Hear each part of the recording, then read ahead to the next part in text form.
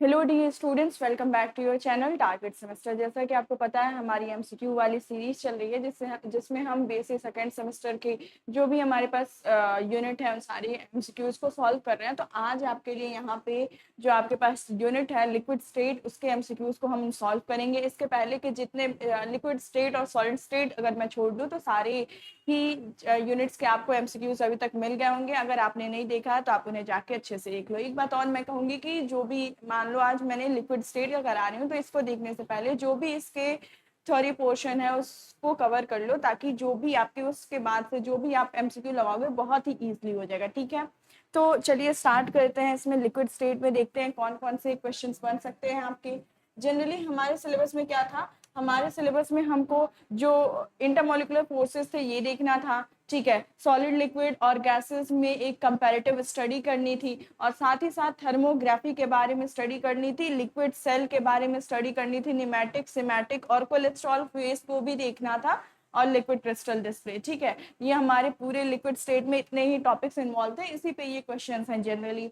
पहला क्वेश्चन देखते हैं। पहला क्वेश्चन हमसे कह रहा है विच of the following intermolecular forces is the strongest. हमें क्या बताना है कि निम्नलिखित में से कौन सा अंतर आणविक बल सबसे मजबूत है, सबसे स्ट्रॉन्गेस्ट इंटरमोलिकुलर फोर्स बताना। अगर हम ऑप्शन को एनालाइज करें, ऑप्शन पहला हमसे कह रहा है डाइपोल डाइपोल जो फोर्स होता है, क्या डाइपोल डाइपोल फोर्स सबसे स्ट्रॉन्गेस्ट होगा। यहाँ पे आयन डाइपोल दिख रहा है। आयन डाइपोल और डाइपोल डाइपोल में स्ट्रॉन्गेस्ट कौन होता है अगर कंपैरिजन करें तो हमारा आयन डाइपोल स्ट्रॉन्ग होता है as compare to dipole dipole. Dipole dipole कहाँ आकर होता है, तो ये हमारा जनरली पोलर मॉलिक्यूल्स में देखने को मिलता है। कहाँ देखने को मिलता है, पोलर मॉलिक्यूल्स में देखने को मिलता है। नेक्स्ट बात करें लंदन डिस्पर्सन फोर्स, तो लंदन डिस्पर्सन फोर्स हमारा कैसा होता है, लंदन डिस्पर्सन फोर्स हमारा वीकेस्ट से देखने को मिलता है। ये कैसा देखने को मिलता है, ये बहुत ही वीक फोर्स होता है, वीकेस्ट। और ये जो होता है ये किस रेंज का फोर्स होगा, मॉडरेट रेंज फोर्स। ठीक है, मॉडरेट रेंज फोर्स यानी कि ना ही ज्यादा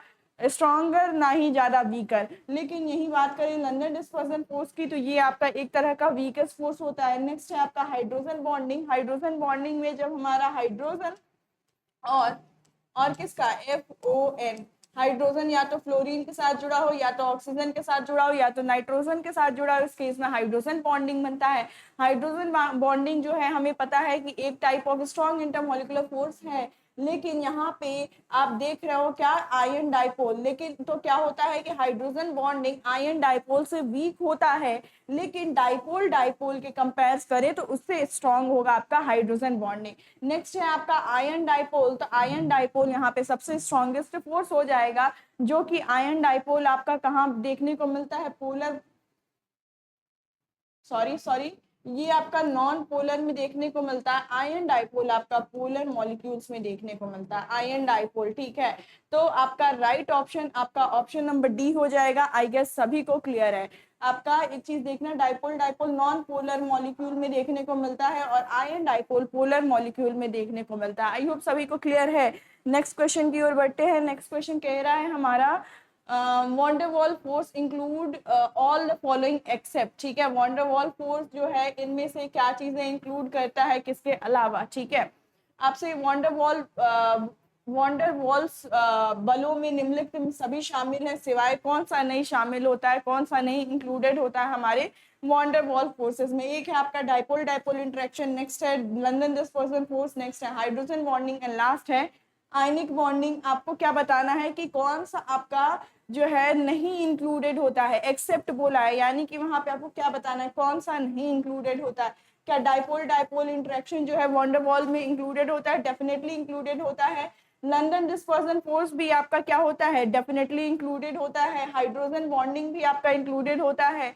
लेकिन जो आयनिक बॉन्ड है ये आपका नहीं इंक्लूडेड होता है वॉन्डर वॉल फोर्स में। इसलिए ये क्या होता है, ये स्ट्रॉन्ग बॉन्ड होता है, जो कि हम कहाँ देखते हैं, आयनिक इंटरेक्शन में, स्ट्रॉन्ग आयनिक इंटरेक्शंस में देख रहे होते हैं। तो जो आपका ऑप्शन नंबर डी है वॉन्डर वॉल फोर्स, उसमें नहीं इंक्लूडेड होता है। यहाँ एक्सेप्ट पूछा था, इसलिए आपका राइट ऑप्शन आपका ऑप्शन नंबर डी हो जाएगा। आई गेस सभी को क्लियर है। नेक्स्ट क्वेश्चन की ओर बढ़ते हैं। नेक्स्ट क्वेश्चन कह रहा है in liquids molecules are held together by. ठीक है, द्रवों में अणु किसके द्वारा एक साथ बंधे होते हैं, जो आपका इंटरमोलिकुलर फोर्स किस टाइप का काम करता है, किसमें, लिक्विड्स में। तो हमें क्या पता है, लिक्विड्स में एक तरह का वीक इंटरमोलिकुलर फोर्स काम करता है, ठीक है। कैसा फोर्स काम करता है, वीक इंटरमोलिकुलर फोर्स काम करता है। इस वजह से आपका ऑप्शन नंबर बी जो है ये क्या हो जाएगा, डेफिनेटली राइट आंसर हो जाएगा। नेक्स्ट क्वेश्चन पे चलते हैं। नेक्स्ट क्वेश्चन कह रहा है हमारा, which one of the following properties is not typical of a liquid, is not typical of a liquid, ठीक है।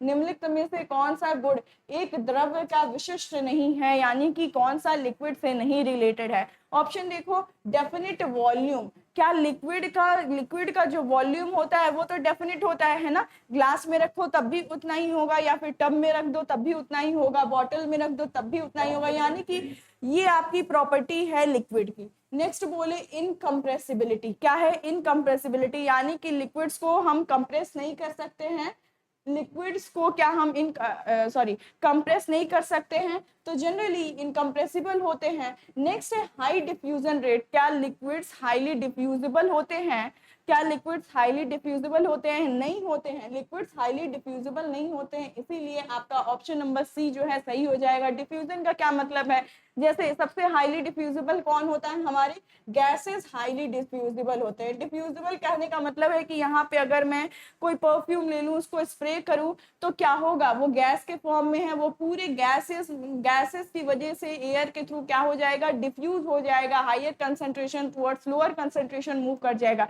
रूम के इस कॉर्नर में अगर मैं स्प्रे करूँ तो रूम के एंड कॉर्नर तक उसकी स्मेल पहुंच जाएगी, इसका क्या मतलब है, वो डिफ्यूज हो रहा है, ठीक है। लेकिन ये प्रॉपर्टी हम अपने लिक्विड में नहीं ऑब्जर्व करते हैं, तो यहाँ में not typical of a liquid बताना था, कौन सा नहीं रिलेटेड है, यानी कि high diffusion rate. Option number D देखिए तो takes the shape of the container, ठीक है, तो डेफिनेटली होगा, जिस भी हम कंटेनर में रखेंगे अपने लिक्विड को, उसी कंटेनर का शेप ले लेंगे। अगर ग्लास में रखा हमने तो ग्लास का शेप ले लिया, टब में रखा तो टब का शेप ले लिया, बॉटल में रखा तो बॉटल का शेप ले लिया, and hence option number D भी सही जा रहा है, तो आपका राइट ऑप्शन हो जाएगा आपका option number C. I guess सभी को क्लियर है। नेक्स्ट क्वेश्चन की ओर बढ़ते हैं। क्वेश्चन नंबर 5 कह रहा है, boiling point of the liquid increases with, यानी कि बॉइलिंग पॉइंट किन ऑप्शंस के साथ, किन चीजों के साथ इंक्रीज करता है, एक किसी के साथ बढ़ता है। तो आपका पहला ऑप्शन है डिक्रीज इन इंटरमोलिकुलर फोर्स। अगर हम इंटरमोलिकुलर फोर्स को क्या करें, डिक्रीज करें, कम करें, यानी कि दो मॉलिक्यूल्स के बीच में लगने वाला फोर्स कम हो गया है, तो वो क्या होंगे, वो जल्दी बॉयल हो जाएंगे, जल्दी बॉयल होंगे, यानी कि बॉइलिंग पॉइंट क्या हो गया, घट गया है। जल्दी बॉयल होने का क्या मतलब है, बॉइलिंग पॉइंट घट गया। दो मॉलिक्यूल्स लेस टाइटली हेल्ड हैं तभी तो, है ना, तो दो मॉलिक्यूल लेस टाइटली हेल्ड होने की वजह से बॉइलिंग पॉइंट लोअर्स, ठीक है। बॉइलिंग पॉइंट कम हो जाना क्या मतलब कि डिक्रीजेस, ठीक है। नेक्स्ट हम बात करें increase in vapour pressure. Vapour pressure में लगातार इंक्रीज हो रहा है, वेपर प्रेशर में लगातार इंक्रीज हो रहा है, यानी कि इंटरमोलिकुलर फोर्स कम है, इंटरमोलिकुलर फोर्स कम होता है तभी तो इंक्रीज होता है वेपर प्रेशर में। इसका मतलब क्या है, यही चीज अप्लाई होगा, यहाँ भी बॉइलिंग पॉइंट घटते जाएगी, डिक्रीज होते जाएगी। नेक्स्ट है इंक्रीज इन इंटरमोलिकुलर फोर्स, यानी कि इंटरमोलिकुलर फोर्स में अगर इंक्रीज होता है तो क्या होगा, तो यहाँ पे देखो डिक्रीज इन इंटरमोलिकुलर फोर्स था और यहाँ क्या है, इंक्रीज इन इंटरमोलिकुलर फोर्स है। अब आपका इंक्रीज होगा इंटरमोलिकुलर फोर्स में, मॉलिक्यूल टाइटली हेल्ड है, बॉयल करने के लिए क्या देनी पड़ेगी, ज्यादा एनर्जी देनी पड़ेगी, एंड हेंस इस केस में आपका क्या हो जाएगा, बॉइलिंग पॉइंट जो है ये इंक्रीजेस, यानी कि ऑप्शन नंबर सी जो है एग्जैक्टली राइट ऑप्शन हो जाएगा। नेक्स्ट भी देख लो, डिक्रीज इन एटमॉस्फेरिक प्रेशर को भी अगर हम डिक्रीज करते हैं, एटमॉस्फेरिक प्रेशर बाहर से लगने वाला प्रेशर डिक्रीज हुआ तो बॉइलिंग पॉइंट उस केस में क्या हो जाएगा, डिक्रीज हो जाएगा, ठीक है। ऑप्शन नंबर सी जो है ये आपका राइट ऑप्शन हो जाना है। नेक्स्ट क्वेश्चन की ओर चलते हैं। क्वेश्चन नंबर 6 हमें कह रहा है, क्वेश्चन नंबर 6 हमें कह रहा है कि viscosity of the liquid is due to, ठीक है, आपसे क्या पूछ रहा है, विस्कोसिटी ऑफ द लिक्विड, एक द्रव की श्यानता किस कारण होती है, विस्कोसिटी क्यों होती है, विस्कोसिटी क्या होती है। अगर मान लो मेरे पास कुछ लिक्विड्स हैं, जैसे फॉर एग्जांपल से वाटर है आपके पास हनी है, ऑयल है, तीनों को क्या मैं फ्लोर पे गिराऊं या फिर कहीं भी किसी भी सरफेस पे गिराऊं, तो क्या उनकी जो फ्लो करने की एबिलिटी है वो सेम रहेगी, नहीं सेम रहेगी ना। कुछ लिक्विड देखोगे कि जो वाटर है वो ज्यादा तेजी से फ्लो करके दूरी तक गया, सेम अमाउंट भी लिया है हमने तब भी, लेकिन जो हनी है वो कम गया, और जो ऑयल है वो दोनों के बीच में लाई करेगा। इसका क्या मतलब है कि वाटर ज्यादा विस्कस है, वाटर के पास ज्यादा एबिलिटी है फ्लो करने की, इसी प्रॉपर्टी को हम कहते हैं विस्कोसिटी, ठीक है। अब विस्कोसिटी क्यों होती है? सरफेस टेंशन की वजह से होती है? क्या आपके पृष्ठ तनाव की वजह से होती है? नहीं। सरफेस टेंशन क्या होता है कि जिस वजह से जो हमारी लिक्विड्स हैं उनकी जो एबिलिटी होती है, उनकी जो टेंडेंसी होती है ताकि वो क्या करे, मिनिमम सरफेस एरिया ऑक्युपाई करे, the tendency to occupy the minimum surface area is known as surface tension. तो यहाँ पे विस्कोसिटी की बात हुई है और नेक्स्ट ऑप्शन ही आपको गिवन है रेजिस्टेंस टू फ्लो, यानी कि प्रवाह का प्रतिरोध। फ्लो करते जाते हैं तो जो रेजिस्टेंस लगता है that is known as your viscosity. और वो क्यों होता है विस्कोसिटी? रेजिस्टेंस टू फ्लो की वजह से, यानी ऑप्शन नंबर बी आपका सही हो जाएगा। कैपिलरी एक्शन, ये भी आपका कोशिका क्रिया भी गलत आंसर है। एंड टेम्परेचर राइज, तापमान में वृद्धि भी आपका गलत आंसर है। आपका option number B exactly right हो जाएगा। आई होप सभी को क्लियर है। नेक्स्ट क्वेश्चन की ओर बढ़ते हैं। हमारा नेक्स्ट क्वेश्चन कह रहा है हमसे which force is mainly responsible for the surface tension in liquid. यहाँ पे बात हो रही है किसकी? सरफेस टेंशन की। किसकी बात हो रही है? पृष्ठ तनाव की बात हो रही है। द्रवों में पृष्ठ तनाव के लिए मुख्य रूप से कौन सा बल, कौन सा फोर्स जो है वो रिस्पॉन्सिबल है? अब देखो, क्या ग्रेविटेशनल फोर्स काम कर रहा है? क्या ग्रेविटी यहाँ काम कर रही है? नहीं, एग्जैक्टली नहीं। ये तो एकदम गुरुत्वाकर्षण बल तो एकदम नहीं होगा, ग्रेविटेशनल फोर्स एकदम नहीं होना है। नेक्स्ट है हाइड्रोजन बॉन्डिंग। क्या हर एक लिक्विड में के इंटरमोलिकुलर फोर्स की जगह पे हाइड्रोजन बॉन्डिंग काम करती है? नहीं काम करती है। तो यहाँ पे हमारा आंसर हाइड्रोजन बॉन्डिंग में नहीं होगा। नेक्स्ट है कोहेसिव फोर्स, संचक बल। ठीक है, तो यही कोहेसिव फोर्स जो है ये हमारा काम करता है किसमें? Surface tension of the liquids में। ये रिस्पॉन्सिबल होता है हमारे surface tension of the liquids के लिए। एंड हेंस हमारा जो ऑप्शन नंबर सी है ये एग्जैक्टली राइट ऑप्शन हो जाएगा। आई होप सभी को क्लियर है। बहुत ही इजी क्वेश्चन है ये आपके। ठीक है, नेक्स्ट क्वेश्चन की ओर बढ़ते हैं। विच property of the liquid decreases with temperature. ठीक है, हमें बताना है लिक्विड की कौन सी प्रॉपर्टी घटती है, डिक्रीज होती है टेम्परेचर के साथ, यानी बढ़ते टेम्परेचर के साथ। आपके ऑप्शन है diffusion, surface tension, vapour pressure and kinetic energy. हमें क्या बताना है कि द्रव का कौन सा गुण तापमान के साथ घटता है। अगर तापमान आपका इंक्रीज हो रहा हो तो कौन सी प्रॉपर्टी है जो घटती है? क्या डिफ्यूजन अगर तापमान इंक्रीज हो रहा है, टेम्परेचर इंक्रीज हो रहा है तो ये भी क्या करेगा? ये भी आपका इंक्रीज हो जाता है। सरफेस टेंशन की बात करें, अगर तापमान इंक्रीज हो रहा है तो हमारा जो लिक्विड है वो ज्यादा डेंस होगा। और सरफेस टेंशन क्या होगा? सरफेस टेंशन डिक्रीज होगा। सरफेस टेंशन क्या होगा? डिक्रीजेस। वेपर प्रेशर की बात करें तो तापमान को इंक्रीज करेंगे, तापमान इंक्रीज करेंगे, टेम्परेचर राइज होगा तो आपका वेपर प्रेशर भी क्या होगा? वेपर प्रेशर भी राइज होगा, यानी इंक्रीजेस। ठीक है, kinetic energy directly proportional to temperature. जैसे जैसे टेम्परेचर ज्यादा देंगे वैसे वैसे मॉलिक्यूल्स में मूवमेंट देखने को मिलेगा। एंड हेंस काइनेटिक एनर्जी भी आपकी क्या कर जाएगी? इंक्रीज कर जाएगी। इस वजह से हमारा राइट ऑप्शन होगा सरफेस टेंशन, क्योंकि सरफेस टेंशन ही क्या होता है? पृष्ठ तनाव ही क्या होता है? घटता जाता है। ठीक है, आई होप सभी को क्लियर है ये क्वेश्चन भी। नेक्स्ट क्वेश्चन की ओर बढ़ते हैं। Question number 9। क्वेश्चन नंबर 9 कह रहा है which is the qualitative description of the liquid state. द्रव अवस्था का गुणात्मक विवरण कौन सा है? ठीक है, qualitative description of the liquid state. हमें क्या बताना है? Qualitative description of the liquid state. ठीक है, अगर ऑप्शन को देखिए, पहला है पार्टिकल्स हैव फिक्स्ड पोजीशन। क्या लिक्विड के जो पार्टिकल होते हैं उनके फिक्स्ड पोजीशन होते हैं? कणों की निश्चित स्थिति होती है? डेफिनेटली ये तो होती है। अब देखो, हमें क्या बताना है? क्वालिटेटिव डिस्क्रिप्शन बताना है। ठीक है, क्वालिटेटिव डिस्क्रिप्शन बताना है, तो ये तो नहीं होना है।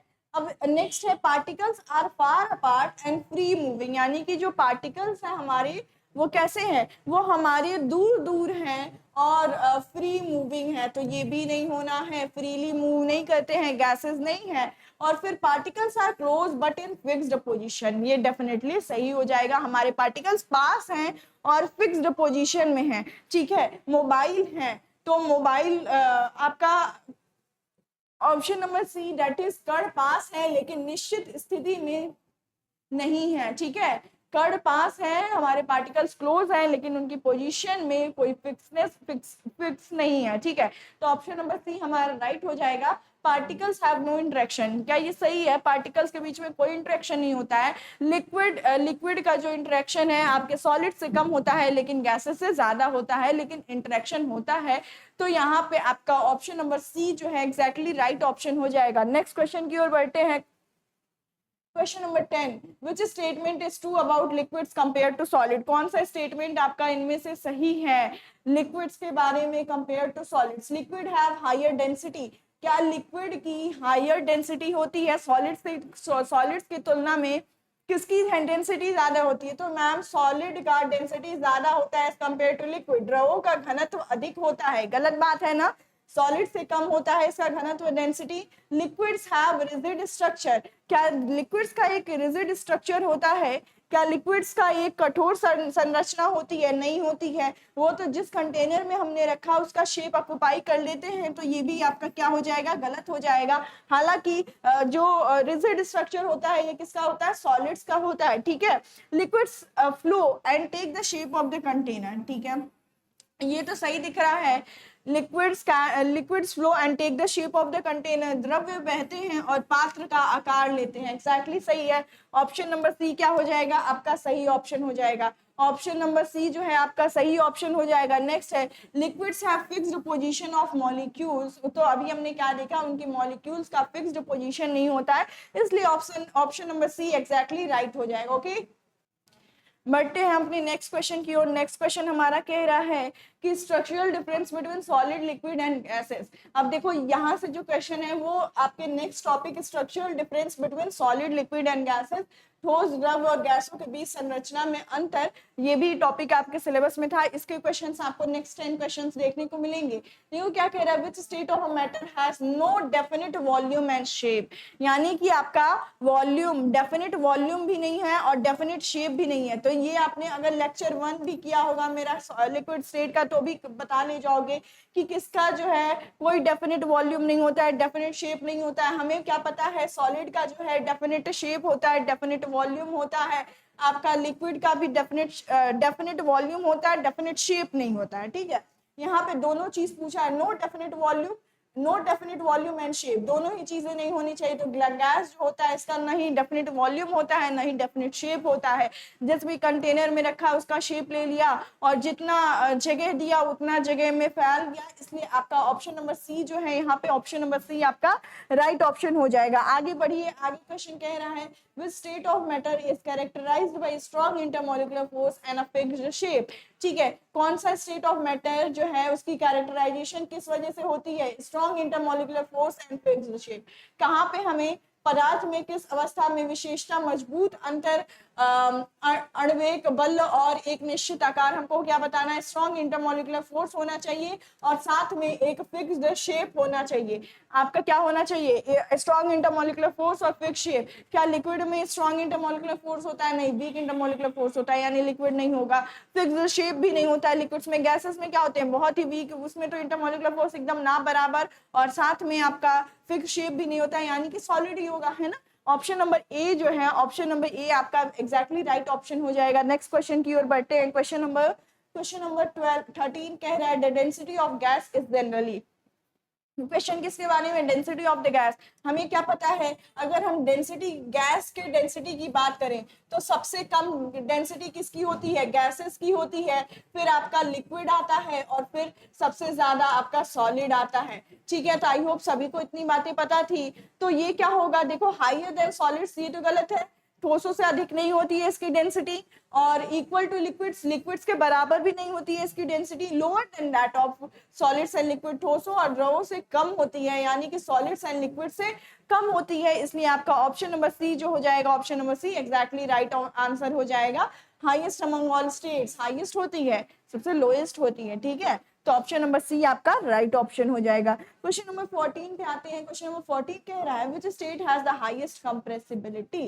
कौन सा सबसे ज्यादा कंप्रेसिबल है, यानी कि दबाया जा सकता है। अगर हम उस पे क्या लगाएं, प्रेशर और टेम्परेचर के पे, ये क्या हो जाए, किस अवस्था को सबसे अधिक संपीड़ितता होती है? संपीड़ितता होती है कहाँ पे? कंप्रेसिबिलिटी होती है कहाँ पे? क्या सॉलिड्स कंप्रेसिबल होते हैं? सॉलिड्स हमारे क्या होते हैं? इनकंप्रेसिबल होते हैं। क्या हमारे लिक्विड्स कंप्रेसिबल होते हैं? ये भी नहीं होते हैं। कंप्रेसिबल कौन होता है? गैसेस कंप्रेस होते हैं आपके, ठीक है। और राइट ऑप्शन हो जाएगा आपका ऑप्शन नंबर सी, ठीक है। नेक्स्ट क्वेश्चन पे चलते हैं। Solids differ from liquids because solids ठोस द्रवों से भिन्न होते हैं क्योंकि ठोस, ठीक है। क्या डिफरेंस है दोनों में, इस पे ये क्वेश्चन है, ठीक है। सॉलिड्स फ्लो इजली, क्या आपके सॉलिड्स फ्लो करते हैं? सॉलिड्स आसानी से बहते हैं? नहीं बहते हैं। So they have do not have the tendency to flow, okay. They have definite shape, ठीक है। तो सॉलिड्स में देखो क्या होता है, सॉलिड्स हैव डेफिनेट शेप, और यही लिक्विड का क्या डेफिनेट शेप होता है? नहीं होता है ना। यानी कि ये ऑप्शन का निश्चित आकार होता है, ठीक है। ऑप्शन नंबर बी जो है यही आपका क्या हो जाएगा, राइट ऑप्शन हो जाएगा। यहाँ पे है हैव लूजली पैक्ड मॉलिक्यूल्स, क्या सॉलिड्स में आपके लूजली पैक्ड ढीले बंधे अणु होते हैं? नहीं होते हैं ना, ढीले नहीं होते हैं, बहुत ही स्ट्रांग होते हैं। तो ये ऑप्शन भी आपका गलत है। हैव वेरिएबल वॉल्यूम, क्या सॉलिड्स का जो परिवर्तनशील आयतन है, वॉल्यूम है, वो आयतन जो है उसका वॉल्यूम जो है वो क्या डिफरेंट होता है, वेरी करता है? नहीं वेरी करता है। जो इस पेन का वॉल्यूम अभी है वो बाद में ही रहेगा, यानी वॉल्यूम सेम रहने वाला है। इसलिए ऑप्शन नंबर बी आपका हैव डेफिनेट शेप आपका क्या हो जाएगा, राइट आंसर हो जाएगा। आई होप सभी ने ये क्वेश्चन कर लिया था पहले से ही। Which of the following has the weakest intermolecular interaction, इसमें से कौन सा आपका जो है निम्नलिखित में से किसमें सबसे कमजोर अंतर आणविक अंत क्रियाएं होती हैं? यानी कि सबसे वीकेस्ट इंटरमोलिकुलर इंटरेक्शन किसमें होता है? सॉलिड्स में, लिक्विड्स में, गैसेस में? तो हमें क्या पता है, गैसेस में होता है। किसमें होता है? गैसेस में होता है। यहाँ पे है super cool liquid. Super cool liquid में क्या होता है? सुपर कूल लिक्विड में जो इंटरमोलिकुलर इंटरेक्शन है लिक्विड एंड सॉलिड के बीच में लाई करते हैं कौन? लिक्विड एंड सॉलिड के बीच में लाई करते हैं आपके सुपर कूल लिक्विड, ठीक है। आई होप सभी को क्लियर हो गया होगा। क्वेश्चन नंबर 17 पे आते हैं। क्वेश्चन नंबर 17 हमारा कह रहा है liquids differ from gases in that liquids, द्रव गैसों से भिन्न होते हैं क्योंकि द्रवों में। अब देखो द्रवों में क्या होता है, लिक्विड्स और गैसेस में क्या डिफरेंस है, ये आपसे ये क्वेश्चन पूछ रहा है। लिक्विड्स में क्या होता है, हैव लो डेंसिटी, लिक्विड्स में लो डेंसिटी होती है एज कंपेयर टू आपके गैसेस। क्या ऐसा होता है? नहीं होता है ना, ऐसा नहीं होता है। कैन बी इजिली कंप्रेस्ड, ये भी नहीं होता है, ठीक है। ये इजिली संपीड़ित नहीं किया जा सकता है, कंप्रेसिबल नहीं, incompressible. Have definite volume, definitely liquids के आपके क्या होते हैं, डेफिनिट वॉल्यूम होते हैं, लेकिन गैसेस के वहीं डेफिनिट वॉल्यूम नहीं होते हैं। जितना जगह दिया उतने में वो क्या किए, उतना जगह ऑक्युपाई कर लिए। इसलिए आपका ऑप्शन नंबर सी जो है एग्जैक्टली राइट ऑप्शन हो जाएगा। एक्सपैंड इनडेफिनेटली, एक्सपैंड करते हैं अनिश्चित काल तक, विस्तार होते रहता है। क्या आपके लिक्विड्स में नहीं होता है ना। किसमें वो एक्सपैंड कर पाते हैं, किसके मॉलिक्यूल्स? तो आपकी गैसेस के मॉलिक्यूल्स ज्यादा एक्सपैंड करते हैं एज कंपेयर टू लिक्विड। तो इस क्वेश्चन के लिए राइट ऑप्शन आपका ऑप्शन नंबर सी हो जाएगा। आई होप सभी को क्लियर है। नेक्स्ट क्वेश्चन चलते हैं। नेक्स्ट क्वेश्चन कह रहा है question number 18, particle in a gas move in, गैसों में कण किसमें गति करते हैं, ठीक है। जो हमारे पार्टिकल्स हैं गैसेस के, वो किस टाइप से गति करते हैं, किस टाइप से मूवमेंट करते हैं? क्या सर्कुलर पाथ होता है इनका, ठीक है, वृत्ताकार पथ होता है? क्या फिक्स्ड पोजीशन होता है? क्या एकदम डिसाइडेड ऐसे ऐसे मूव करेंगे, या फिर ऐसे जाएंगे, या फिर रैंडम मोशन करते हैं, या फिर back and fourth motion, back and fourth, आगे गए पीछे आए, आगे गए पीछे आए, ये बैक एंड फोर्थ होता है। तो हमें क्या पता है, जो गैसेस के मॉलिक्यूल्स होते हैं, अगर मैं इस बॉक्स में, इस कंटेनर में गैस के मॉलिक्यूल्स हैं, तो ये क्या करेगा, कभी यहाँ जाएगा, कभी यहाँ जाएगा, कभी यहाँ जाएगा, कभी इससे टकराएगा, फिर इधर जाएगा, फिर इधर आएगा, इधर आएगा, कहीं रैंडम मोशन कर रहे होते हैं, ठीक है। तो ऑप्शन नंबर सी इस वजह से क्या हो जाएगा, ऑप्शन नंबर सी आपका एग्जैक्टली राइट ऑप्शन हो जाएगा। वो क्या कहते हैं, रैंडम मोशन शो कहते हैं, ठीक है। तो नेक्स्ट क्वेश्चन देखते हैं। नेक्स्ट क्वेश्चन 19 नंबर कह रहा है which state of the matter exhibit both fluidity and surface tension, ठीक है। कौन सा स्टेट ऑफ मैटर जो है फ्लूइडिटी एंड सरफेस टेंशन दोनों चीजों को एक्सिबिट करता है? पदार्थ की कौन सी अवस्था तरलता और पृष्ठ तनाव दोनों प्रदर्शित करती है? आपको बताना है कि फ्लूइडिटी और सरफेस टेंशन, फ्लूइडिटी और सरफेस टेंशन दोनों चीजों को कौन दिखाता है, ठीक है। आपको क्या पता है, जो हमारे पास लिक्विड्स होते हैं, इसमें क्या होता है, फ्लूइडिटी होती है, यानी एबिलिटी टू फ्लो होती है, और साथ में सरफेस टेंशन, सरफेस टेंशन, पृष्ठ तनाव भी एग्जिस्ट करता है। ठीक है, तो आपका option number see that is liquid जो है ये आपका राइट ऑप्शन हो जाएगा। अच्छा, क्या प्लाज्मा में फ्लूइडिटी तो देखने को मिलेगी, लेकिन यहाँ पे सरफेस टेंशन एब्सेंट होगा। सॉलिड्स में देखो फ्लूइडिटी ही एब्सेंट होती है, गैसेस में सरफेस टेंशन की बात है। तो आपका राइट ऑप्शन नंबर सी हो जाएगा। ऑप्शन नंबर सी आपका सही और आंसर हो जाएगा। नेक्स्ट है कि which property is common to liquids and gases but not to solid. कौन सी प्रॉपर्टी इसमें से आपके लिए, कौन सा गुण द्रवों और गैसों में आम है लेकिन ठोसों में नहीं, कॉमन है लिक्विड्स एंड गैसेस में? आपके लिक्विड्स एंड गैसेस में एग्जिस्ट करते हैं लेकिन सॉलिड्स में नहीं एग्जिस्ट करते हैं। कौन सा ऐसा है? बात करें फिक्स्ड वॉल्यूम की, निश्चित आयतन की, तो क्या आपके लिक्विड और गैस में फिक्स्ड वॉल्यूम होता है? नहीं होता है, यानी ऑप्शन नंबर ए गलत हो गया। कंप्रेसिबिलिटी की बात करें, क्या दोनों ही आपके कंप्रेसिबल, ठीक है, क्या दोनों ही आपके कंप्रेसिबल होते हैं? नहीं होते हैं, तो आपका ये भी आज क्या हो जाएगा, गलत हो जाएगा। डेफिनेट शेप, तो यहाँ हम क्या देखेंगे, लिक्विड का ना ही डेफिनेट शेप होता है ना ही गैसेस का डेफिनेट शेप होता है। फिर नेक्स्ट बात करो एबिलिटी टू फ्लो, तो लिक्विड की भी एबिलिटी होती है फ्लो करने की, गैस की भी एबिलिटी होती है फ्लो करने की, लेकिन सॉलिड्स की नॉट टू सॉलिड्स, ठीक है, नहीं होती है। इसलिए ऑप्शन नंबर डी जो है बहने की क्षमता, ये क्या हो जाएगा, आपका राइट आंसर हो जाएगा। क्वेश्चन नंबर 21 की तरफ बढ़ते हैं। क्वेश्चन नंबर 21 क्या कह रहा है हमसे? देखो यहाँ से जो क्वेश्चन है आपके लिक्विड क्रिस्टल्स पे देखने को मिलेंगे। किस पे देखने को मिलेंगे? लिक्विड क्रिस्टल्स पे देखने को मिलेंगे। उसके बेसिस एंड क्लासिफिकेशन पे ये बेस्ड है। ठीक है, liquid crystals are the substance that, liquid crystals ऐसे पदार्थ होते हैं जो, लिक्विड क्रिस्टल्स, आपसे पहला क्वेश्चन यही को पूछा है कि लिक्विड क्रिस्टल्स किस टाइप के सब्सटेंस होते हैं। अब हमें क्या पता है कि लिक्विड क्रिस्टल्स जो होते हैं हमारे इंटरमीडिएट होते हैं। लिक्विड क्रिस्टल्स क्या होते हैं? इंटरमीडिएट होते हैं। देखो क्या ऑप्शन है, बिहेव्स लाइक ओनली सॉलिड्स, ठीक है, केवल सॉलिड्स की तरह नहीं बिहेव करते हैं। सॉलिड्स और लिक्विड के बीच में जो लाई करते हैं वो आपके लिक्विड क्रिस्टल्स होते हैं। यहाँ पे कौन लाई करेगा? लिक्विड क्रिस्टल, ठीक है, लिक्विड क्रिस्टल्स लाई करेंगे। तो बिहेव लाइक सॉलिड ये गलत हो जाएगा, केवल ठोसों की तरह व्यवहार नहीं करते हैं, केवल लिक्विड की तरह भी व्यवहार नहीं करते हैं, यानी द्रवों की तरह भी व्यवहार नहीं करते हैं। Exhibit property between liquids and solids, ठीक है, यानी कि इंटरमीडिएट होते हैं सॉलिड्स और लिक्विड्स के बीच में लिक्विड क्रिस्टल्स। ठीक है, अगर आपने लिक्विड स्टेट के जो भी थ्योरी क्लासेस अगर उनको किया होगा तो आप देख रहे होगे कि आपको कोई भी दिक्कत नहीं आ रही होगी क्वेश्चंस को सॉल्व करने में। ठीक है, तो यहाँ पे exhibit properties between liquids and solids, द्रवों और ठोसों के बीच में गुण प्रदर्शित करते हैं। कौन? आपके लिक्विड क्रिस्टल्स दोनों के बीच में ही लाई करते हैं। ऑप्शन नंबर सी क्या हो जाएगा? राइट आंसर हो जाएगा आपका। देखो नेक्स्ट क्या कह रहा है, आर ऑलवेज एमॉर्फस, ऐसा तो जरूरी नहीं है, ठीक है, ऐसा होता भी नहीं है। तो ऑप्शन नंबर सी आपका क्या हो जाएगा? लिक्विड की प्रॉपर्टी, लिक्विड क्रिस्टल की प्रॉपर्टी इंटरमीडिएट होती है that of solid and liquid. ठीक है, आई होप सभी को क्लियर है। आगे बढ़ते हैं। नेक्स्ट क्वेश्चन देखो क्या कर रहा है। नेक्स्ट क्वेश्चन आपसे किससे पूछा है? निमेटिक क्रिस्टल पे पूछा है। Pneumatic liquid crystals have molecules that, pneumatic liquid crystals के मॉलिक्यूल्स कैसे होते हैं? अब इसको पढ़ने से पहले हम थोड़ा सा, जिनको नहीं पता है, जो पढ़े हैं वो तो क्लियर होंगे, semantic, pneumatic, semantic, pneumatic and cholesterol phase के बारे में बात कर लेते हैं। कोलेस्ट्रॉल फेज के बारे में बात कर लेते हैं, क्या होते हैं इनके मॉलिक्यूल्स। जो हमारे पास सिमेटिक होते हैं वो कैसे होते हैं? ये आपको लेयर्ड देखने को मिलेंगे। कैसे देखने को मिलेंगे? लेयर्ड देखने को मिलेंगे। और यहाँ पे निमेटिक कैसे होते हैं? आपके पैरेलल होते हैं। इसके मॉलिक्यूल्स क्रिस्टल्स कैसे होते हैं? पैरेलल होते हैं। कोलेस्ट्रॉल फेज के क्रिस्टल्स कैसे होते हैं? हेलिक्स स्ट्रक्चर बनाते हैं। हेलिक्स स्ट्रक्चर का फॉर्मेशन करते हैं आपके कोलेस्ट्रॉल फेज के क्रिस्टल।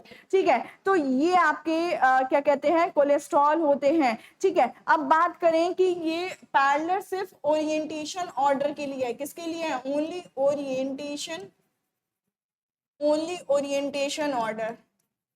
और अगर ये सारे पॉइंट्स जो मैं बता रही हूँ सारे एमसीक्यू में बन जाते हैं। बात करें सिमेटिक की, जो कि आपका क्या होते हैं? लेयर्ड होते हैं। तो ये किसमें आते हैं? ये आपके ओरिएंटेशन और पोजिशनल। ठीक है, ओरिएंटेशन, लेयर्ड किसके लिए आएंगे? आपके ओरिएंटेशन प्लस पोजिशनल। इस पे बहुत सारे क्वेश्चंस हैं, तो ये अगर अभी कॉन्सेप्ट देख लिया, सारे क्वेश्चंस हम एक साथ करते चलेंगे, नहीं तो बार बार रुक के मुझे कॉन्सेप्ट बताना पड़ जाएगा।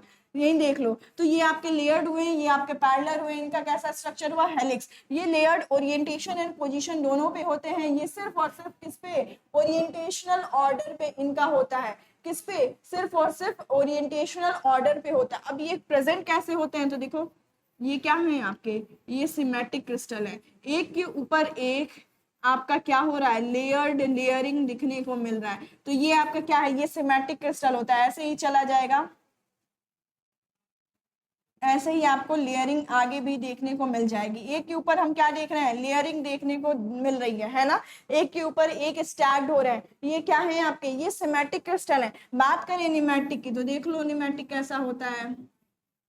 ठीक है, एक यहाँ प्रेजेंट ऐसे हो जाएगा, एक यहाँ प्रेजेंट हो जाएगा। केवल यहाँ पे आपको पैरेललिटी देखने को मिलेगी, बाकी कोई एक के ऊपर एक लेयरिंग स्टैकिंग ऐसा कोई फीचर नहीं देखने को मिलेगा, है ना।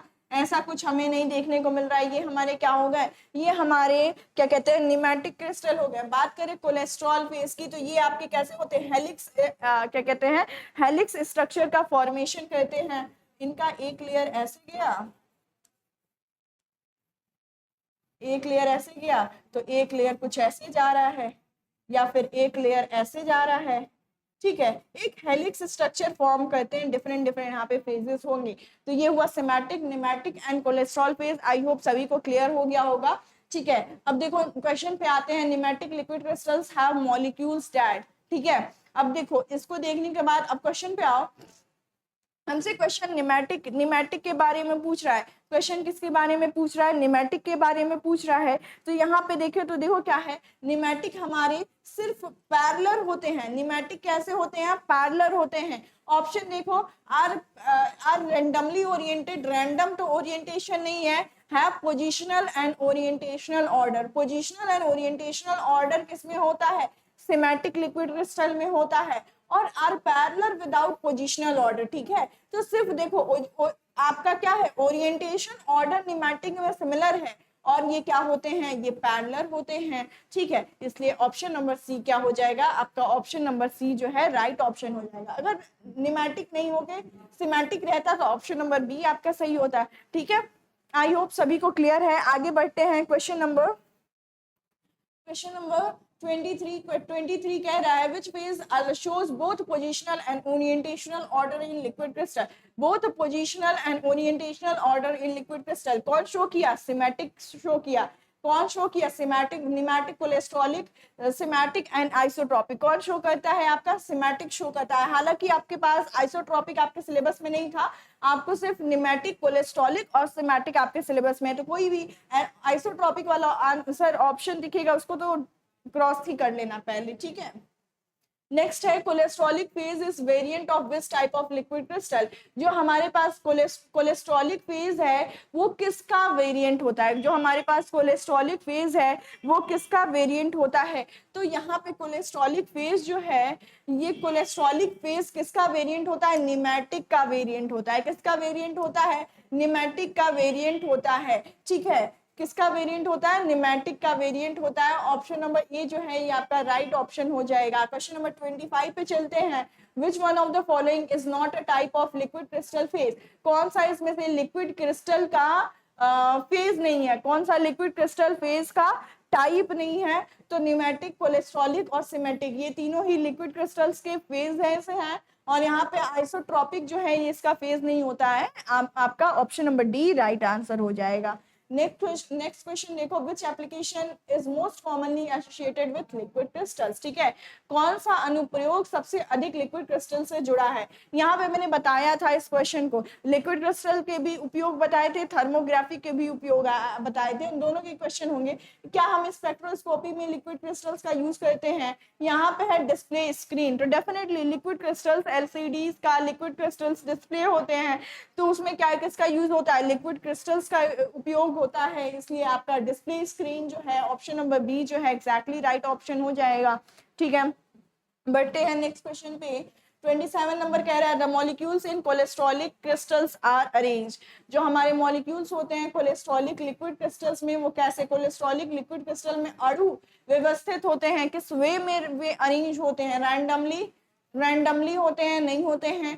कंसेंट्रिक सर्कल्स, कंसेंट्रिक सर्कल मतलब क्या होता है, एक सर्कल इसी रेडियाई पे डिफरेंट इसी सेंटर पे डिफरेंट रेडियस का सर्कल को ही हम कंसेंट्रिक सर्कल बोलते हैं, ठीक है।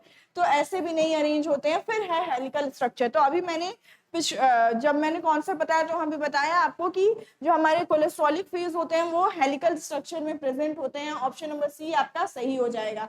इन लेयर्स विथ नो ऑर्डर्स, ये तो नहीं है, लेयर्स विथ नो ऑर्डर्स ये तो कोलेस्ट्रॉलिक फेज नहीं है, ये आपके निमेटिक में आएगा, ठीक है। तो आपका ऑप्शन कौन सा सही था, ऑप्शन नंबर सी, हाँ ऑप्शन नंबर सी आपका सही हो जाएगा। देखो फिर है liquid crystals are sensitive to, किसके सेंसिटिव होते हैं। लिक्विड क्रिस्टल्स की जो प्रिंसिपल था उसको मैंने बहुत अच्छे से एक्सप्लेन किया था। वहां पे आपको क्या बताया था कि जो हमारे क्रिस्टल्स हैं उसमें क्या होगा, उसमें वो इलेक्ट्रिक और मैग्नेटिक फील्ड के इंफ्लुएंस में आते हैं, तब उनमें ग्लो देखने को मिलता है, क्योंकि जो पाथ ऑफ लाइट है वो थोड़ी सी चेंज हो जाती है इलेक्ट्रिक एंड मैग्नेटिक के इंफ्लुएंस में आने से, ठीक है। तो लिक्विड क्रिस्टल किसको सेंसिटिव होंगे, किसके प्रति संवेदनशील होंगे, light only, heat only, electric and magnetic fields दोनों के ही टुवर्ड्स सेंसिटिव होते हैं, संवेदनशील होते हैं। ऑप्शन नंबर सी जो है आपका राइट ऑप्शन हो जाएगा। नेक्स्ट पे आओ, नेक्स्ट क्वेश्चन 28 कह रहा है which phase is characterized by layered structure, यानी कि कहाँ पे हमको, क्वेश्चन नंबर 28 कह रहा है कहाँ पे हमको लेयर्ड स्ट्रक्चर देखने को मिलेगा, ठीक है। तो हमें क्या पता है जो हमारे पास सिमेटिक होते हैं उनमें क्या होता है, लेयर्ड स्ट्रक्चर होता है। अभी हम देख के आ रहे हैं पूरा कॉन्सेप्ट, ठीक है, इसीलिए मैंने एक जगह पे ही पूरा कॉन्सेप्ट बता दिया। The phase where liquid crystals lose all order is called, जहां पे आपके लिक्विड क्रिस्टल सारे ऑर्डर ही खो दे, कोई ऑर्डर ना हो भाई, तो मैंने आपको सिमेटिक का बताया, निमेटिक का बताया, कोलेस्ट्रॉल का बताया। अब एकदम ही ऑर्डर खत्म हो गया है, यानी कि आपके आइसोट्रॉपिक हो गए हैं, यानी कि आपके क्या हो गए हैं, आइसोट्रॉपिक हो गए। सॉलिड स्टेट में मैंने बताया था आइसोट्रॉपिक क्या होता है, हमारे मॉलिक्यूल्स का ऐसे आपके रैंडमली अरेंज हो, ठीक है। क्रिस्टलाइन एंड अमॉर्फस सॉलिड में देखा था, तो अमॉर्फस सॉलिड आपके आइसोट्रॉपिक हुआ करते थे, वहां पे मैंने एक्सप्लेन किया था। तो जब हमारा सारे ऑर्डर खत्म हो गया, एकदम रैंडम ऑर्डर में अरेंज है, दैट इज आपका आइसोट्रॉपिक, ठीक है। आई होप सभी को क्लियर है। नेक्स्ट क्वेश्चन पे चलते हैं। एट द लास्ट हमें आप सब बताएंगे कि आपके कितने क्वेश्चन सही हो रहे हैं, इसलिए करते जाओ और काउंट करते जाओ, ठीक है। थर्मोग्राफिक एंड 7 सेगमेंट सेल, हमें यहाँ पे क्वेश्चन सब किसके देखने को मिलेंगे, थर्मोग्राफी। थर्मोग्राफी किस पे बेस्ड था, तो टेम्परेचर पे बेस्ड था। वहां पे टेम्परेचर की कंडीशन में हम क्या कर रहे थे, लिक्विड क्रिस्टल के ग्राफ को कंस्ट्रक्ट कर रहे थे, थर्मोग्राफिक ग्राफ जो कंस्ट्रक्ट कर रहे थे। आई होप सभी को याद आ गया होगा। तो यहाँ पे देखो thermography is the technique based on the detection of, पहला ही क्वेश्चन यही कह रहा है थर्मोग्राफी किस पे डिपेंडेंट होता है, तो मैंने अभी बताया कि ये टेम्परेचर के डिटेक्शन पे डिपेंडेंट होता है, यानी कि ऑप्शन नंबर सी जो कह रहा है ये आपका टेम्परेचर कह रहा है। ऑप्शन नंबर सी आपका एग्जैक्टली राइट ऑप्शन हो जाएगा। आई होप सभी को क्लियर है। अब आगे बढ़ते हैं नेक्स्ट क्वेश्चन पे। नेक्स्ट क्वेश्चन कह रहा है thermography is commonly used in, ये भी क्वेश्चन मैंने बताया था आपको पढ़ाते वक्त कि कहाँ कहाँ हमारा थर्मोग्राफी यूज होता है। वहाँ पे बेसिकली बात हुई थी मेडिसिनल वे में, वहाँ पे ट्यूमर वगैरह, कैंसर्स वगैरह से रिलेटेड मैंने आपको बताया था इनका यूज होता है। तो देखो आपको कह रहा है डिस्प्ले स्क्रीन, डिस्प्ले स्क्रीन जब हमारा लिक्विड क्रिस्टल रहेगा तब हम डिस्प्ले स्क्रीन बोलेंगे, ठीक है। लिक्विड क्रिस्टल का ये यूज होता है। नेक्स्ट देखो, नेक्स्ट क्वेश्चन ऑप्शन दिया है मेडिकल इमेजिनिंग, तो मेडिकल वाले फील्ड में चिकित्सा इमेजिंग, इसमें क्या यूज होता है, थर्मोग्राफी का यूज होता है। ऑप्शन नंबर बी आपका एग्जैक्टली सही हो जाएगा, ठीक है। गैस क्रोमेटोग्राफी का कोई रिलेशन नहीं है, ना ही रेफ्रिजरेशन का कोई रिलेशन है यहाँ पे, ठीक है। ऑप्शन नंबर बी जो है आपका राइट ऑप्शन हो जाएगा। नेक्स्ट क्वेश्चन पे आओ, which property of the liquid crystal is used in 7 segment cell, liquid crystal की कौन सी प्रॉपर्टी जो है आपके 7 सेगमेंट सेल में यूज होती है। ठीक है, लिक्विड क्रिस्टल की कौन सी प्रॉपर्टी आपके 7 सेगमेंट सेल में यूज होती है। अब देखो यहाँ पे आपकी पोलराइजेबिलिटी है, ल्यूमिनेसेंस है, ऑप्टिकल एनिसोट्रॉपी और आयनिक कंडक्टिविटी है। मैंने लिक्विड क्रिस्टल डिस्प्ले में आपको ये 7 सेगमेंट सेल, अच्छा कुछ लोग 7 सेगमेंट सेल कंफ्यूज होंगे। देखो क्या होता है, ये आपका क्या है, 7 सेगमेंट सेल जो आप अपने डिजिटल क्लॉक पे देखते हो और कैलकुलेटर्स पे देखते हो, वहां पे ऐसे 7 सेगमेंट सेल बने होते हैं, है ना। क्या हुआ, 1 2 3 4 5 6 7, 7 है तो 7 सेगमेंट सेल। यहाँ पे 1 डिस्प्ले करना होगा तो 2 सेल आपके एक्टिव होंगे। ठीक है, 3 डिस्प्ले करना होगा तो आपके देखो ये सारे सेल्स एक्टिव हो जाएंगे। तो ये आपके क्या होते हैं, ये आपके लिक्विड क्रिस्टल्स के 7 सेगमेंट सेल, इन्हें ही बोलते हैं। तो क्या ये प्रॉपर्टी ऑफ लिक्विड क्रिस्टल, कौन सी प्रॉपर्टी यूज होती है वहां पे, ऑप्टिकल एनाइसोट्रॉपी यूज होती है। कौन सी प्रॉपर्टी यूज होती है, ऑप्टिकल एनाइसोट्रॉपी होती है। आपका ऑप्शन नंबर सी जो है ये आपका राइट ऑप्शन हो जाएगा। इन्हीं की वजह से इनका कलर क्या हो जाता है, ग्रे हो जाता है, ग्रेइश ब्लैक हो जाता है। तो मतलब इस प्रेजेंट तो सारे रहेंगे लेकिन ये वाले सिर्फ हाईलाइट ग्रेइश कलर के हो जाएंगे, तो ये आपको 3 विजिबल हो जाएगा। ठीक है, जैसे ही वर्क करता है इसी प्रिंसिपल में, मैंने बहुत ही अच्छे तरीके से आपको क्लास में समझाया था। ठीक है, नेक्स्ट क्वेश्चन कह रहा है the primary role of 7 segment cell is in. 7 segment cell का प्राइमरी रोल कहाँ पे होता है, कंडक्टर में होता है, डिस्प्ले में होता है, मैग्नेटिक सेंसर में होता है, या फिर एम्पलीफायर में होता है। तो कहाँ पे हम ज्यादा यूज करते हैं इसका, तो हम डिस्प्लेस में यूज करते हैं 7 सेगमेंट सेल। जब हमें क्या कहते हैं और डिजिटल क्लॉक में डिस्प्ले करना होता है, हमें कैलकुलेटर्स में डिस्प्ले करना होता है, तो ऐसे केस में हम क्या यूज करेंगे, 7 सेगमेंट सेल डिस्प्लेस में यूज करते हैं। ऑप्शन नंबर बी आपका एग्जैक्टली राइट आंसर हो जाएगा। नेक्स्ट क्वेश्चन की ओर बढ़ते हैं। 7 सेगमेंट, हाँ चलो कोई ना, 34, ये क्वेश्चन नंबर 35 है। ये क्वेश्चन नंबर आपका 35 है। 7 segment displays are used to show. 7 segment display का उपयोग क्या दिखाने के लिए किया जाता है, alphabet only, numbers only, symbols only, both numbers and limited letters. ठीक है, तो मैंने वहां पे बताया था कि जनरली हम इसका यूज नंबर्स के लिए करते हैं और कुछ लिमिटेड लेटर्स के लिए करते हैं। ठीक है, ऑप्शन नंबर डी जो है जनरली हम यूज इसका नंबर्स के लिए करते हैं, बट कुछ लेटर्स भी ऐसे हैं। तो ऑप्शन नंबर डी आपका यहाँ पे सही आंसर जाएगा। नेक्स्ट बढ़ते अपने क्वेश्चन नंबर 36 पे। क्वेश्चन नंबर 36 कह रहा है विच component energises the segment in the 7 segment display. 7 segment display में कौन सा ऐसा घटक सेगमेंट को ऊर्जा देता है, क्या कहते हैं, एनर्जाइजेस, ऊर्जा आती है जिसकी वजह से उसमें डिस्प्ले होता है। कौन सा है, वोल्टेज रेगुलेटर तो क्या प्रोवाइड करता है, वोल्टेज प्रोवाइड करता है। Current amplifier is related to the current. यहाँ पे है माइक्रो कंट्रोलर। माइक्रो कंट्रोलर जो है यहाँ पे, माइक्रो कंट्रोलर जो है यहाँ पे एनर्जी देने का काम करता है, एनर्जाइज करता है 7 सेगमेंट सेल को। ठीक है, आपका ऑप्शन नंबर सी जो है ये आपका राइट ऑप्शन हो जाएगा। ठीक है, नेक्स्ट क्वेश्चन देखो, विच technology is most commonly use in digital clocks and calculators. तभी से मैं यही चिल्ला रही हूँ कि जो आपके 7 सेगमेंट सेल्स हैं, लिक्विड क्रिस्टल्स का डिस्प्ले यूज होता है।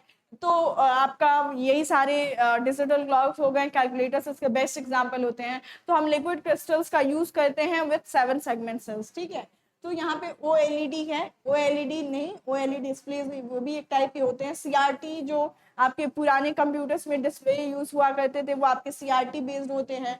Liquid crystals with 7 segment cell, ये एग्जैक्टली हम यूज करते हैं अपने डिजिटल क्लॉक्स एंड कैलकुलेटर्स में। ऑप्शन नंबर सी जो है ये आपका एग्जैक्टली राइट ऑप्शन हो जाएगा। इसके आगे बढ़ते हैं ऑप्शन नंबर, क्वेश्चन नंबर 38 पे, विच what activates the segments of the 7 segment LCDs। 7 segments liquid crystal displace जो है उसमें कौन सा सेगमेंट जो है उसको एक्टिवेट करता है। ठीक है, 7 खंड LCD के खंडों में क्या सक्रिय करता है, क्या उसको एक्टिवेट करता है? तो भाई electric field, magnetic field, thermal expansion और लास्ट ऑप्शन है आपके पास रेडियो वेव। तो एक्टिवेट करने की बात यहाँ पे है, एक्टिवेट करने की बात है, सक्रिय क्या करता है? तो सबसे पहले उसमें इलेक्ट्रिक फील्ड जो है, यानी कि हमने वहां पे सेल लगाया, सेल की वजह से ही वो क्या हुआ, एक्टिव हुआ। ठीक है, तो इलेक्ट्रिक फील्ड ही जो है वो इसको एक्टिवेट करता है। ऑप्शन नंबर ए आपका सही हो जाएगा। इन 7 segment display each digit is form by how many segment? ठीक है, हर एक डिजिट कितने सेगमेंट से फॉर्म होती है? अब ये मत कहना कि 1 जो है ये 2 सेगमेंट से फॉर्म हो गई ना, ये आपका क्या है, ये आपका 7 सेगमेंट है। इसमें अगर 1 डिस्प्ले करना होता है तो ये वाले हाईलाइट हो जाते हैं, इनमें इनमें ऑप्टिकल रेजोल्यूशन देखने को मिलता है, ये वाले ग्रेइश ब्लैक हो जाते हैं। ये दोनों आपके जो 7 सेगमेंट्स हैं, लेकिन लेकिन कितने इन्वॉल्व हुए हैं? टोटल 7 इन्वॉल्व हुए हैं। आप बात करो 4 की भी, तो 4 में भी कितने इन्वॉल्व हुए हैं? पूरे 8 इन्वॉल्व हुए हैं, लेकिन ये आपका रहा और ये वाले हाईलाइट होके दिखते हैं, लेकिन इन्वॉल्व कितने हैं? टोटल 7 सेगमेंट्स इन्वॉल्व हैं। इसलिए कभी भी 7 ही लगाना, देख के कंफ्यूज नहीं होना है। आपका ऑप्शन नंबर बी क्या हो जाएगा? एग्जैक्टली राइट ऑप्शन हो जाएगा। चलिए नेक्स्ट क्वेश्चन की ओर बढ़ते हैं। नेक्स्ट क्वेश्चन हमारा कह रहा है which property allowed liquid crystals to display, liquid crystal in displays to change alignment? ठीक है, यहाँ पे आपको अलाइनमेंट चेंज करने में कौन सी प्रॉपर्टी हेल्प करती है? Electric field sensitivity, melting point, diffusion, या फिर जो है आपका आयनाइजेशन एनर्जी? किसकी वजह से? अब देखो ये आपका जो ऑप्टिकल सॉरी आपकी जो इलेक्ट्रिक फील्ड सेंसिटिविटी होती है, इसकी वजह से आपके क्या होते हैं? अलाइनमेंट्स चेंज होते हैं। ठीक है, ऑप्शन नंबर ए क्या हो जाएगा? राइट ऑप्शन हो जाएगा। नेक्स्ट क्वेश्चन है the phase transition of the substance from liquid to gas is called. अब ये देखो, ये इससे भी इजी क्वेश्चन हो सकता है क्या?